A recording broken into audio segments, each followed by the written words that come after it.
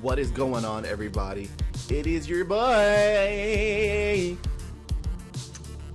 Vocal Chops, Kevin Colon, coming back with some Anti-Cetrion tech on this week's Tech Tuesday.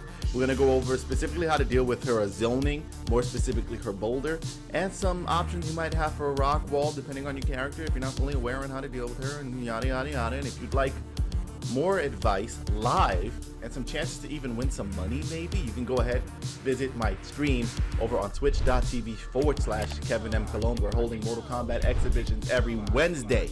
We're holding Mortal Kombat tournaments every Friday, and we're giving cash out to the players who deserve it and come in because I want you to earn it. Bars. Let's get into talking about why Cetrion is so stupid and how we can deal with it. I'm actually going to be controlling Cetrion for 2 seconds because I feel like what happens with a lot of you guys when you're newer to the game, some of this information may seem pretty common sense or very well known to more competitive players, but newer players don't understand Cetrion has these options, so you can't defend against what you don't even know exists. So I'm going to explain to you how her zoning works, what some answers to it are, some specific answers for Rockwall. Then we're going to wrap that up and we'll talk about dealing with Born Against Cetrion, which is like the new trend ever since the Aftermath patch. We'll talk about that in another Tech Tuesday in like a part 2 Anti-Cetrion tech. But for now, Cetrion zoning. If you play against the Cetrion and they're pretty, we'll say formulaic, basic, they just like smart zoning, at some point you're going to see this move, okay? Now, I've got Sindel set to flawless block up to. I'll explain why in a second. But this down back 2 for Cetrion is amazing. And at distance, it's great. If you block it, it pushes you back. If it hits you, it basically knocks you full screen. Not only does it do all that, but it jails you on block. If you're confused by what that means, essentially what it means is if you do anything other than block after you get hit with Boulder, and Cetrion throws out another move, which is Geyser, it will hit you because you're not blocking. Now, this is a specific combination between Boulder and Geyser, but you'll see here, Sindel's going to flawless block, and she's going to get punished for it. And that is, again, if you look on my side of the screen, that's a full punish. Now, if you try to step forward, it won't be a punish, but you won't be blocking, you'll get caught with Geyser. If you try to jump, you won't have enough time and you'll get caught with Geyser. If you try to teleport, if you're Raiden, Scorpion, Noob Saibot characters that usually will teleport as an answer to this, you'll get hit with Geyser. If you do anything other than block, you will get hit with Geyser. And you give the control right back to Cetrion, which is not what you want to do when dealing with this move. So again, and she can do more off of this too. The Cetrion can really decide to make this move annoying. I actually dropped it there. But they can come in if they so choose.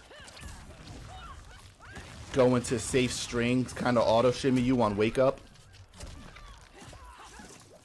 And now look where you are. Right back at distance where you've got to deal with boulders again. That's not what you want. It's not what you want to give to Cetrion. So keep in mind that it does jail.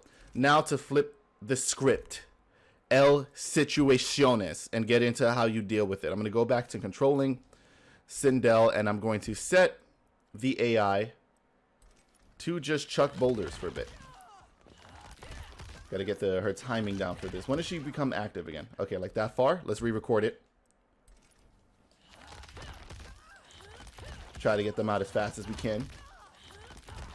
So we've just got this constant barrage of boulders, okay? And you see again, every time I block one, I get pushed back. So there's a patience game to it.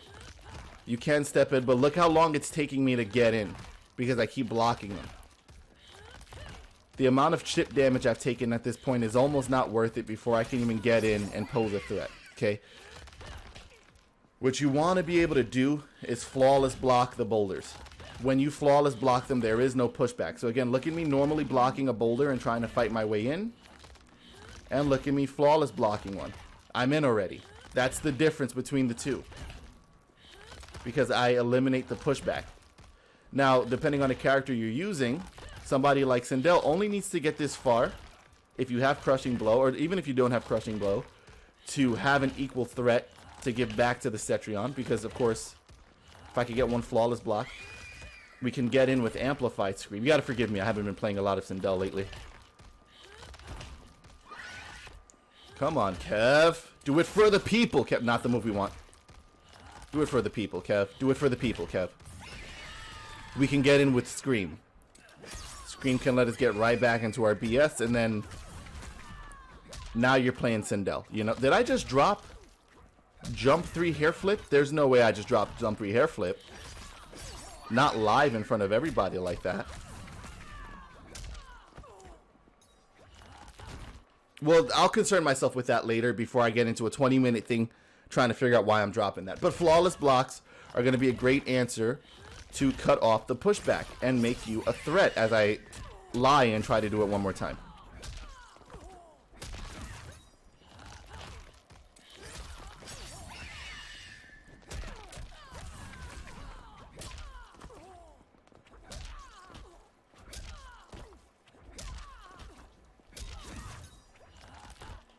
I'll focus on it later. I'm going to waste 20 minutes trying to do that. Anyway, different answer you have. If you're closer to her while she's doing this, you can completely just duck under, which means you can get up and full combo punish here.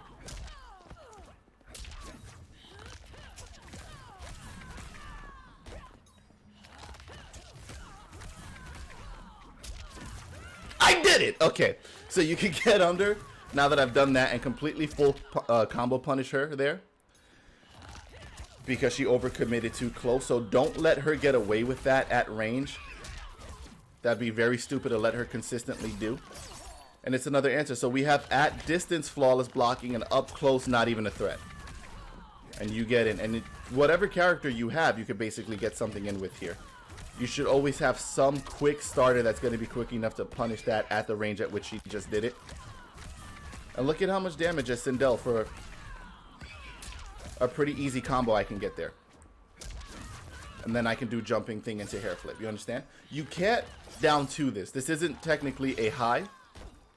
So you're not going to get down to crushing blow. I would recommend you focus on getting your combo started.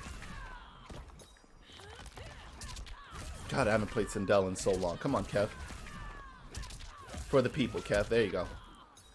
So focus on that. Flawless block at distance, neutral duck at close range. Last tip I have is going to deal with her rock wall and is again specific. So I'm just going to change the move that she's set to do to amplified rock wall. And then I'm going to move us into the corner because it's easier to show it here. So there's 2 things. One, second hit of rock wall can actually be flawless block if you're confident enough. Not the easiest thing to do, but it is a punish. See if I can get it again. And then you're Sindel. Do your stuff. So that is an option. If you have, like Sindel does, a 7-frame attack, you can actually interrupt the rock wall if you're this close without even having to try to flawless block, which would be the better answer ideally, but it depends on range. That would look something like this. So you see her, I'm just cutting her off.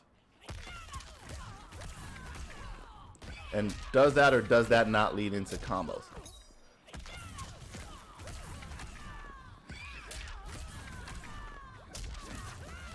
There we go. Come on, Kev, you're a king. But again, yes, we can interrupt her completely. And get into combo damage here. And God forbid you have Fatal. Oh no. You just won the whole game because she did a safe option in the corner. But she didn't know that you knew the sauce. Look at this. Look at this damage on board. 44% because she slipped up. And she doesn't have to be in the corner. But if she's not in the corner, it does become a range thing. It does become exactly how close you are to her.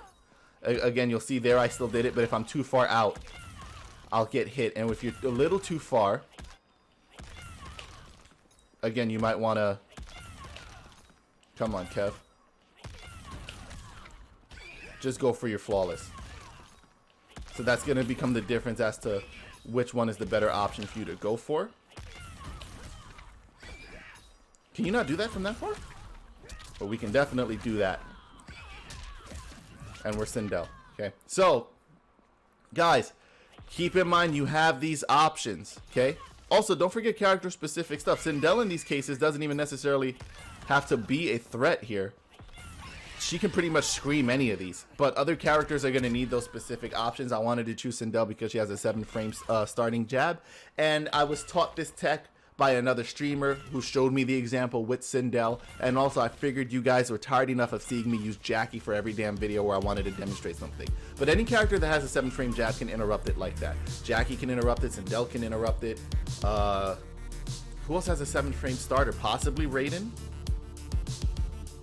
I'm gonna have to check. Check your frame data, go over your options. If you have a crushing blow at range on boulders, like Sindel does, if you're RoboCop, you know, shoot her in the ovaries, whatever you gotta do.